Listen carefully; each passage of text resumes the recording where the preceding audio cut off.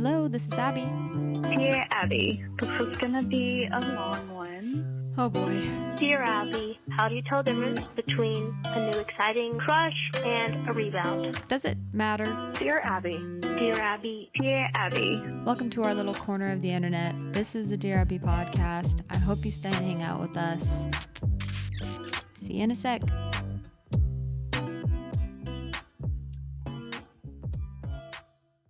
Okay. Hello, everybody.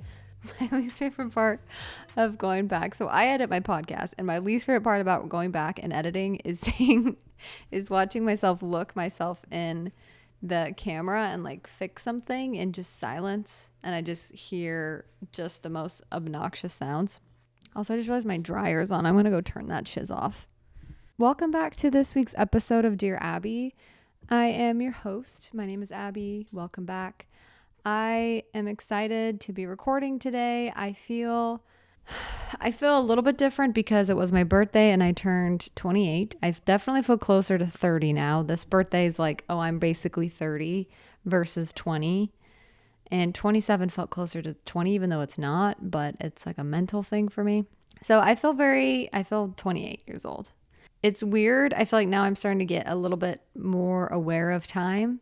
It just freaks me out a little bit, but also I'm trying to learn how to be super accepting of it when I start to feel anxious about time and how quickly it goes. But not to get anxious really fast, but overall, I'm very happy. It was a great birthday. I hope you guys had a great weekend. Fine, I'll tell you what I got for my birthday, like a little kid sharing in at sharing time, his like their favorite toys. My favorite toy that I got for Christmas, but I got a Kindle. Chelsea, my sister, got me a Kindle. Very generous gift.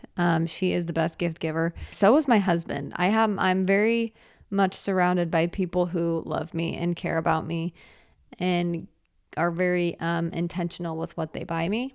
And I'm very lucky for that. And so she got me a Kindle, and I've already started reading a book, and it's like my favorite nighttime routine instead of looking at anything on my phone to like read or wind down. And I've never been a reader, by the way. This is like, I would get in trouble and have to I've never been a reader. I never got to like purple or black dots in elementary school during AR reading. I only got to like yellow, which in my school was like, congratulations, you can read, kid. I went to a reading class, specifically like a special reading class to comprehend, because I have slow comprehension with reading, and I did as a kid too. But when I find a book that I really like it. I also would reread things over and over and over and over and over again, and I still wouldn't feel like I got it. So I'd keep reading, which I think is why I stopped reading. I'd also get in trouble for not doing my AR reading and then just absolutely bombing those tests that you take on the computer. I would totally not read the book I was supposed to and then just think I could guess what happens in the book because it asks you like 10 questions, and I would get like one of them right miraculously, 1 out of 10 right, and so I would fail, and then I would have to stay in during recess instead of go play at recess, and I'd have to read, and it was brutal. That being said, I am an adult. I'm a full adult now, and I can sit down and read, and I really enjoy reading now. But I've never been a reader. Like, I'm not someone that's been... I don't go get books. I've just never I've never gotten into it. Except for recently, I've been reading Lord of the Rings and The Hobbit. Realized I like those types of books more. And so I'm reading Brandon Sanderson books because my brother loves them. My mom loves those books. They've been highly recommended. I have a long list of books, and I already love reading the Kindle to fall asleep versus doing anything else. It creates so much mental space than doing anything else before I went to bed. And it also helps my anxiety before I go to bed because I can use my imagination for something that this book is giving me to imagine. And so it's already been an amazing gift, and I'm excited because it's just becoming one of my favorite things to do. Like, sometimes I'm excited to wake up so that I could do the full day and then go to bed and read like the 10 pages of my book before I fall asleep. And it's really sweet because when I fall asleep, Kian and I are reading books, and he uses actual books, but I now use my Kindle. And before, I did not read. I would sometimes scroll, or I would try to journal, And then we would just like lay in bed and he would usually play chess and I would just kind of watch him.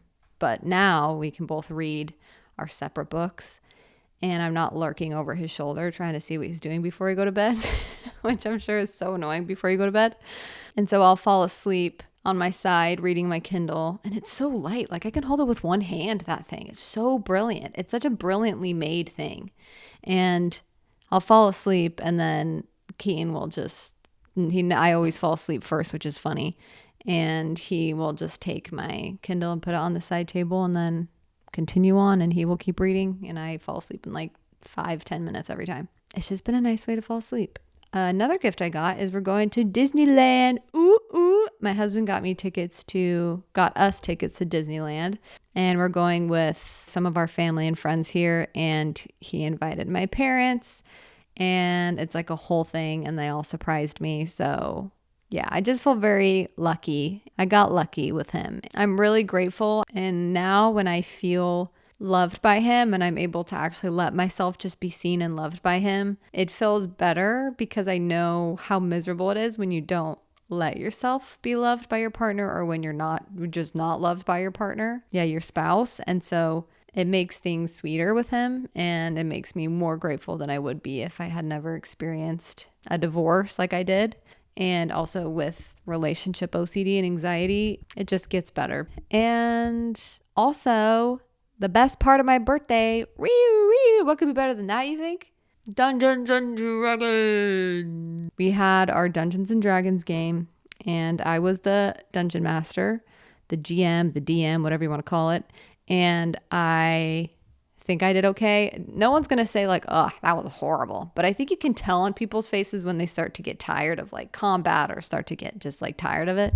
There was a couple of hiccups logistically with one of the kids got sick in the middle of the game and flued up. And so that took a little bit of the energy. But, you know, just like when I used to teach yoga classes and you're trying to like create this ambiance and then someone comes in late and their keys are jingling and their things are falling out of their hands and they're like flipping off their flip-flops and walking around and everyone's like trying to relax. You just use that experience to draw even deeper into the reality of life. And so it was a fantastic night. It was so stressful to be the DM and I was humbled. I was exhausted. I was disassociating a little bit by the end of the game because it was a lot to remember. And I thought I was going to be worried about like improving and becoming the characters and role playing. But the hardest part was definitely the rules by far because everyone's like, hey, can I use this on this? And hey, if I do this, does that mean I does this? And I'm like, I think so. I'm pretty sure that's how it goes, but let me double, triple check. That game has a lot of rules. There's a lot of rules to that game. It is very wonderfully made and I want to get better at the rules and I want to just like understand the rules more deeply, but that definitely takes time. So I'm proud of myself for the first time doing that. It was easy with friends and family, you know, because they're not going to be mean, but it was a good experience. I want to do it again. And I think I will use an already made one shot if I do it again because a home brew whole one shot for your first time DMing was way too much for me. I don't know why I did that, but I loved it. I did love planning for it. I think it was just too much. Like it was too much for me. So that's why I was humbled because everyone told me not to do that and I still did it. It's just when you want to create the story. But then also, I don't know. I could go on and on about it and maybe we'll have a full episode about it if anyone cares. I do. So I'll probably do an episode about it. And yeah. I'm getting real into it. And I was a while ago when I was in a campaign as a player. But because I love it so much, I want to just start a game and invite people and just like, it's just fun. It's helping my mental state too. I actually was asking ChatGPT what psychologists say about Dungeons and Dragons and therapists and if it's a good thing. And it was saying, according to what all the sources that it was pulling from doctors and psychologists, the mental health world. And they were saying that it can be very beneficial actually for problem solving, for connection, for your imagination. It can help with overall anxiety and creativity, and it can spark, creativity and a sense of, again, using your imagination for something more productive or just fun and lighthearted. And on the contrary, it also said if you're using it as escapism, like as a way to disconnect from reality because you're trying to avoid something, that's different. But if it's just like it's fun, it can spark your problem solving, it's fun to put yourself in this world and be immersed. It's like a movie, basically. It's like reading a book or a movie or something. Same thing. If you're watching TV all the time or you're only reading and you don't interact with the real world, that's probably not very healthy. But if it's just like you can very much differentiate and you also aren't trying to avoid something, then it's good. Which made me feel a little bit better because I was like, I don't think I'm avoiding anything. I genuinely just really fell in love with the game the first time playing, and I just really love it. So that's all of my life updates. We aren't going to do dubs and L's specifically, but because I want to talk about something that has been kind of an L, just a long form L, and that is imposter syndrome. And that's what we're talking about today, and then we'll do it, Dear Abbey, but we're just going to jump into the meat of today's episode and talk about imposter syndrome, and that I have it.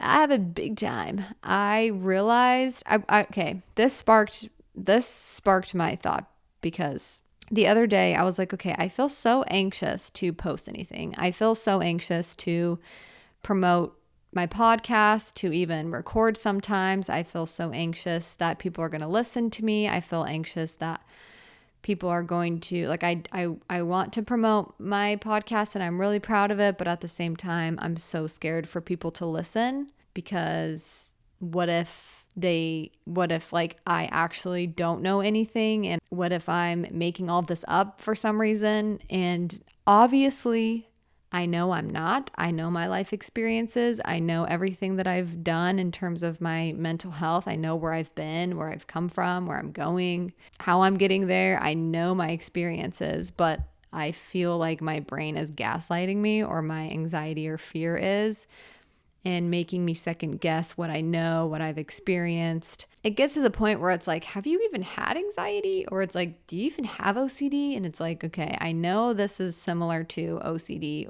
and it's probably all mixed and mingled a little bit, where now I'm having like, do I even have OCD? Are you just lying for attention? Do you even have ups and downs? Are you just making them up? And just all that stuff. I realized as I was thinking of what that could be, I follow this account that's like a mental health awareness account, and she just shares, she's a therapist, and I can't think of the name, or maybe not a therapist, it's just like a general channel that posts like uplifting videos or random images or little Canva creations that she or he creates. Actually, I don't know who they are, and one of them was talking about imposter syndrome. And as I was reading it, as I was reading it, I realized that I was everything that it was saying in there. And that's what have been experiencing the past couple of like months, honestly. It's just gotten worse and worse and worse. It's also mixed a little bit just with my OCD and making it second guess like my intentions, my life experiences, like do I have false memory, like all of these weird things jumbled all together that basically just come down to being scared of any type of being seen or being successful in any way, and just being scared of failing. And I also got like a new promotion in my job a couple months ago, and I think that's also making me a little bit anxious. But overall, I think it's just been a lot of like, okay, I have a good job. I like doing my podcast. I'm getting views. People are listening. And what if I just say something horrible and I ruin everything in 1 second? Or what if I make one wrong decision and everything just comes crashing down, as kind of the spiral. So yeah, it basically just comes down to being scared of failing in some way or disappointing somebody. Especially when I talk about feelings a lot and emotions. sometimes I've put an extra pressure on myself to never hurt anyone's feelings, or that it's solely my responsibility to take care of everybody's feelings, especially when people listen, because they're giving me like their time. And I do really care about like not being ignorant to something, but also I'm putting an insane amount of pressure on myself to make sure that I somehow miraculously never hurt anyone's feelings ever, and that I can perfectly and eloquently explain feelings without bypassing somebody's emotions, or without, I don't know, just hurting somebody in some way. And it makes me want to not say anything. So that definitely makes me second guess a lot of the things that I want to share. So that's basically what got me to thinking about that I have imposter syndrome, because I feel like I'm going to be found out somehow that I'm a fraud, even though I really trust and believe in my intentions and what I'm doing. But yeah, there's just that fear. So what I wanted to kind of do in this episode with this is, because I have not solved this yet, obviously. This isn't something that it's like, oh, I worked through this and here's what I did exactly. But I do have questions. I think when I researched imposter syndrome, how do you help with this? What does it mean? Just to kind of understand myself better, I wanted to change it into a forum almost of a questioning for when you might feel a little bit like an imposter in some area of your life. And it doesn't have to be like all consuming imposter syndrome, like it kind of feels for me sometimes, right now at least. But I think everyone experiences this in some capacity in their life. And I also really believe in just being curious about your experience and knowing more about what's happening, and then also doing something about it in some way or another. So that's what I wanted to do in this episode. So basically, I'm going to go through a couple questions that we can ask ourselves, and that I can ask myself about our beliefs and just about stuff to do with imposter syndrome, to maybe find a source or find something that we can start to change or start to do to make ourselves, or to let ourselves be successful in the areas that we're kind of holding ourselves back. The unfortunate reality is I probably have held myself back in multiple areas of my life because I'm so scared of making a mistake, or for failing, or just disappointing somebody or hurting somebody.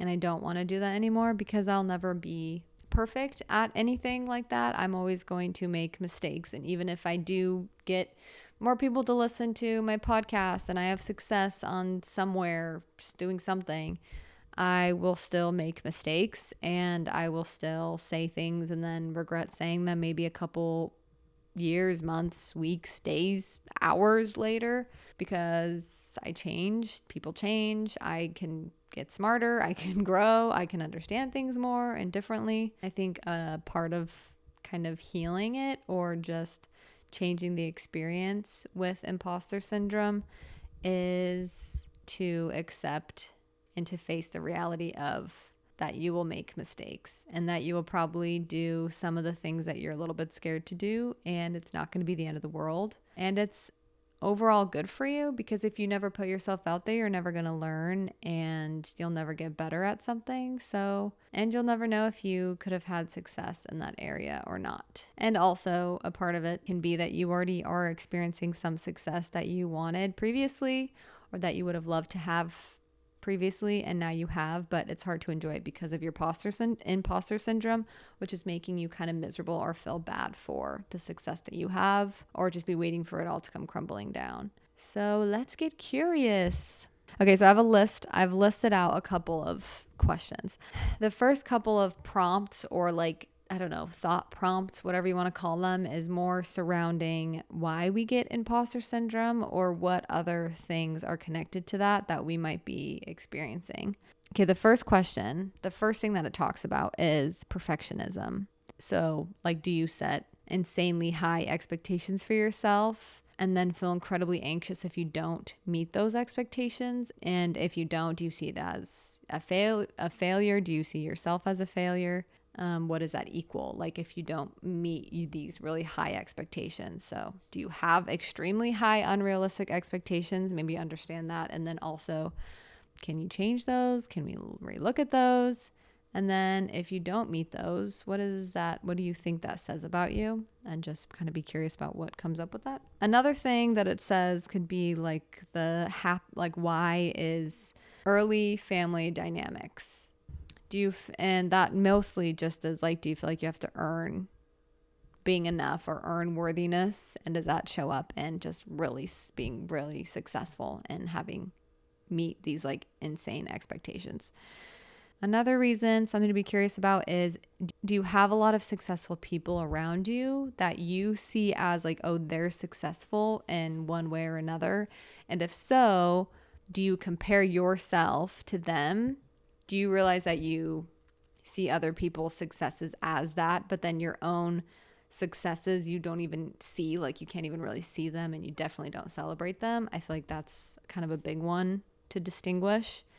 And I think we're going to talk about that a little bit later as well. Another one that it says is cognitive distortions, which is something my brain is great at, something that I know very well at times, is if you always attribute success and your triumphs, your successes, your promotions, your anything good that you've done to luck, or it's because my dad knew him, or it's because of my looks, or because of some other factor other than just that you're capable and that you figured it out and that you are competent, very much so, in that area.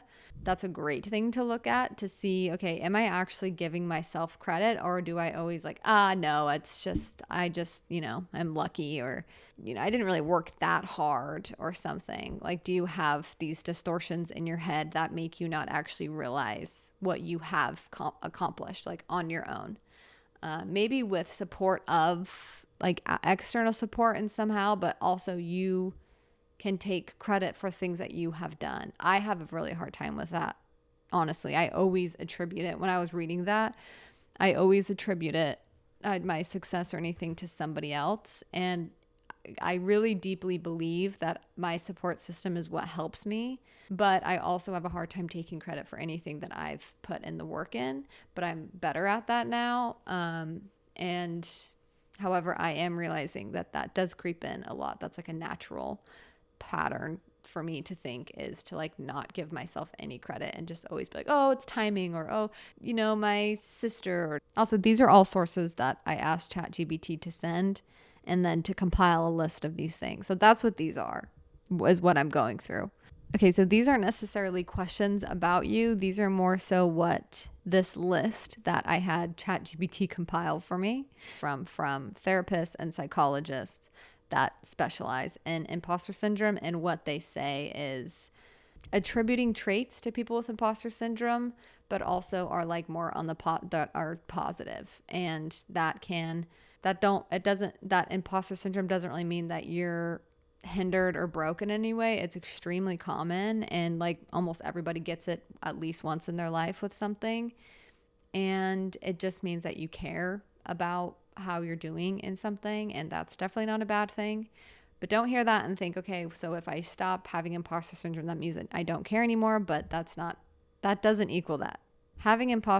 Not having imposter syndrome doesn't equal not caring. Okay, for the people that will like put those two things together and think like, okay, well, if I have imposter syndrome, that means I care. So what happens if I don't have imposter syndrome anymore and I feel better? Does that mean I don't care anymore? And that's not what that means. You can open your mind to a possibility that maybe you can actually just enjoy the things that you've worked hard for, and you don't have to become puff chested. What is that? What is that phrase? It's not puffy chested. That just sounds like you have a nice midsection.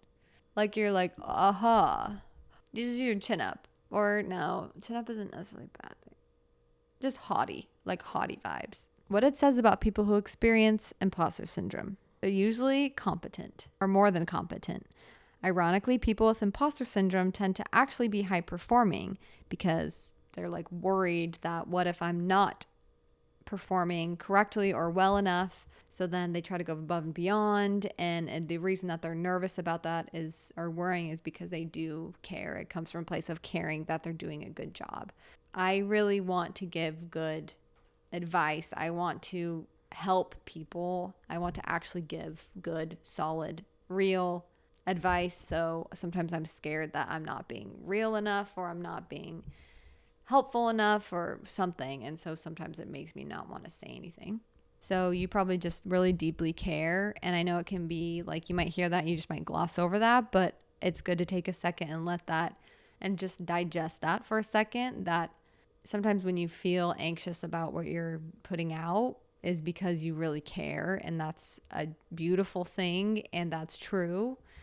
You really do care, and I'm not just trying to toot your horn. That's just the reality.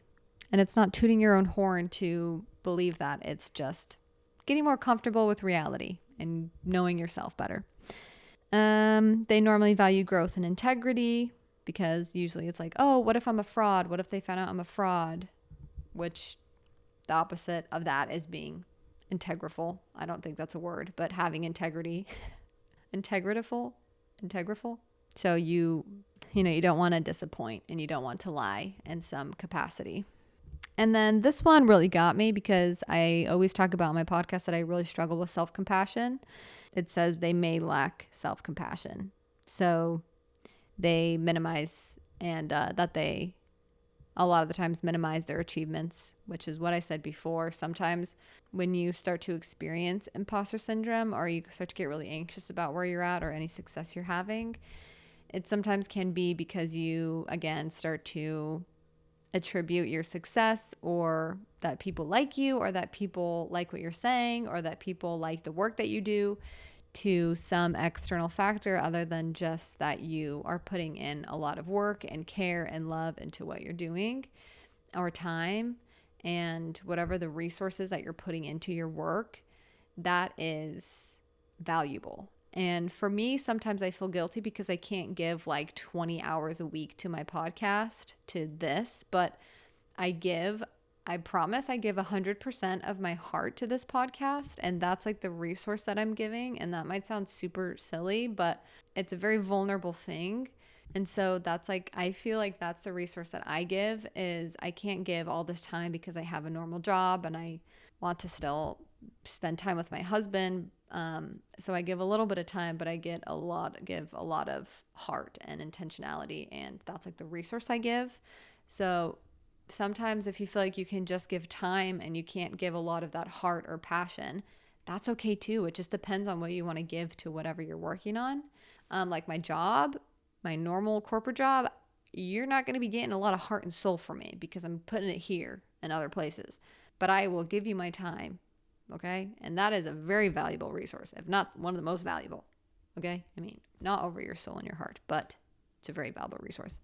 So don't discredit the resource and I don't know if resource represents what I'm thinking, but just, I think it is. Yeah, like don't discredit what you're giving to something. Okay. You are giving something that is your life, your time, your energy, your heart, whatever it is, your passion, you are giving that. And that is a very valuable commodity and resource to be giving. So do not discredit anything that you give. And I think that definitely contributes to imposter syndrome, is if you're discrediting everything that you're giving. I think definitely what can help is working on self-worth and self-compassion, of just understanding that even though you're not perfect and you might make a mistake in the work that you do that you're passionate about and that you love or that you're putting time into, it doesn't discredit everything that you have done or that you do successfully or that you do well or that you are putting all this work into. It can be both. It can be that you are imperfect and also your work is very valuable. It says that therapists often reframe imposter syndrome not as a sign that someone is broken, but a signal that they have high standards. They're pushing into new growth areas where feeling uncertain is natural, and they might need help internalizing success and cultivating self-compassion. So those are kind of all the main things that I read and saw, but I asked my sister about, but I asked a couple of people too about imposter syndrome, and my sister referenced the book, The Mountain Is You. And I read that a long time ago. I was reading self-help books, but it's been a while, but maybe I should revisit. She was just talking about it's the same thing where a lot of the times we don't let ourselves be successful because we have an underlying negative belief about whatever that success is. Like if we see one person who is greedy with their money or success or fame or, I don't know, business success or something, then sometimes if we think very black and white, we think, okay, so all people who have a business and make good money are bad. So therefore I never want to make money and start a business or be successful because that equals bad or that equals greedy. But that is not true. And you are yourself and you will always be in charge of yourself and what you do. And so you always have a choice in every business choice, every situation. You will be able to choose and keep your integrity in no matter what you do. You might not be perfect at it. You might make mistakes. But so I think I liked that note as well, because just be curious about what you believe underneath some of the feelings of why you wouldn't want to be successful in some way, and just kind of be curious about if you actually really believe that or if you don't really believe that, and there's like a way to get success or just be financially secure in some way or emotionally secure or whatever it is, and see if there's a way to achieve that, but in a healthy way, in a way that aligns with your values and your morals and your priorities and, things like that. So yeah, that's all of my what I would say about imposter syndrome. I'm right there with you. I am trying to learn how to be okay with making mistakes. I think for me, it comes down to giving myself more credit for the things that I've done and to celebrate my own successes. And it doesn't have to be these big things. It can just be small wins, not just gloss over them and be like, oh yeah, I'm proud of myself, I did that, and just say it, but to really like internalize that, I think is an important word. But I really like that word internalize, because we can get so much affirmation from people and validation that what we're doing is good, or that they like the work, they like what the output is. But if we don't internalize like our own successes and our own wins and our own triumphs, then it does not matter how much validation or affirmation you get from other people. The most important relationship in order to really enjoy your existence is going to be with yourself. And it's a very important one. And it's not a selfish one to have. It's not selfish to want to enjoy being in your own mind, in your own body, and to make that a better experience. It's really easy to hold ourselves back. Anyways, that's my 2 cents on that. I'll keep you posted on how I'm doing with that. Okay, I think that was everything that I wanted to talk about with imposter syndrome. We just need to believe in ourselves. Really believe in ourselves. Okay, actually there's one more thing that is very important, and I'm very glad that I remembered this. I think one of the most important things to do, which is something that stood out to me when I was like looking up how to feel better, is to redefine what success is to you personally. So what I define as successful is going to be different than what you define as successful. Be very specific and know what success means to you in those different areas of your life, or in all areas of life. And I think that will show you kind of what you value and what you care about most, and to move towards that. And also it helps it so it's not just this floating around murky water of saying I want to be successful or I'm not successful, but then not even really knowing what that means. Also, sometimes we have expectations for ourselves that aren't even defined, and we don't even really know what they are, but they're somehow subconsciously there underneath. So to unmask that and to really be clear to yourself about what successful means to you and what those expectations are for yourself, and be realistic about those and specific, then I think that is very helpful in trying to boost your self-worth. Okay, let's do a Dear Abbey, and then we will end the episode. This one says, Dear Abbey, I've listened to your podcast for about a year, and I struggled with OCD, specifically ROCD and lots of just right compulsions. I've been in therapy for a year and a bit, and recently started medication about 4 months ago. Not many side effects, which is great, but I was wondering if you could do an updated episode on medication for OCD along with therapy. Thank you. Also, I've been in a relationship with such an amazing, patient, understanding guy for 2.5 years now. I felt so much better these last 4 months.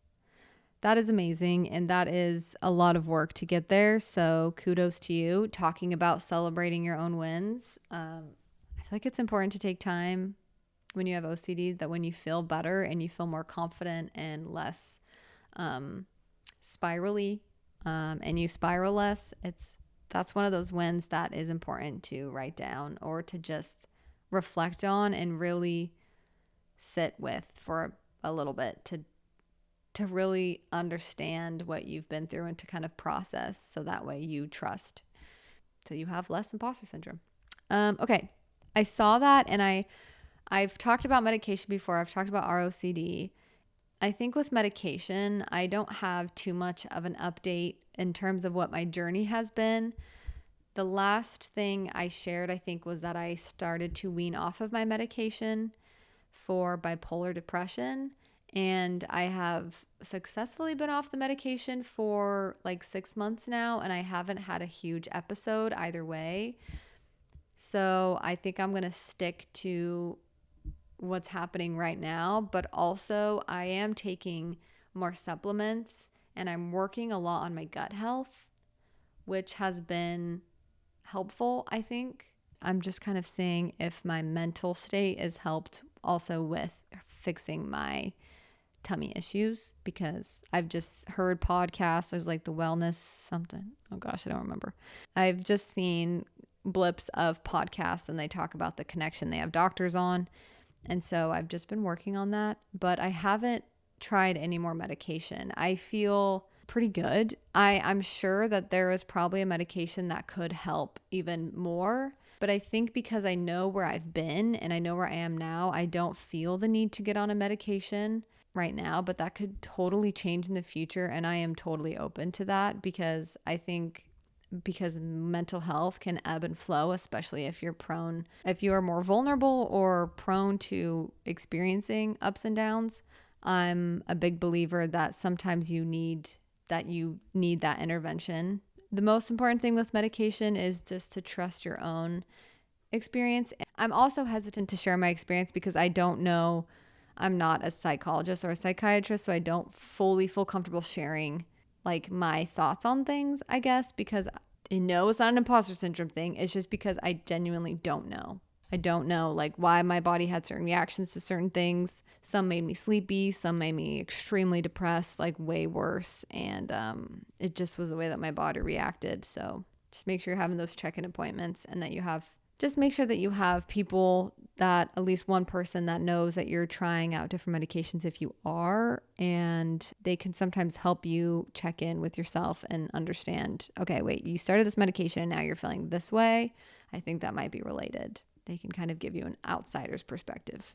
I tried the medication. It didn't help really with my OCD. I didn't find one. And so I just tried supplements. And another thing, this isn't really to do with medication, but another thing I've been doing to help with along with actual vitamins and supplements is yoga, or just more stretching, like moving my body and doing like fascia work and different things to help feel better, because I think that also plays a huge role in how mentally trapped I feel.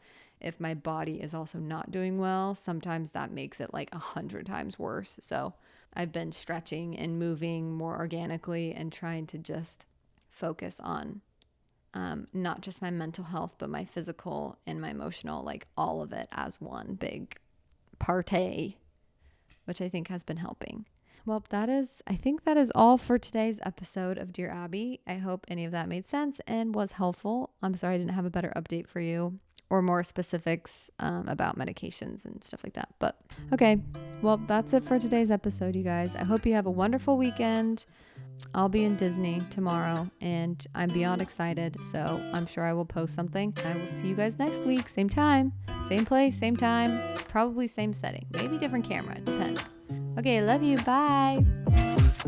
우회전 taking a ride to Jonathan 눈치 보면서 들어가야 할 때 찾아 나머진 바빠 개설레임 바꾸는 사람들 시간만 지나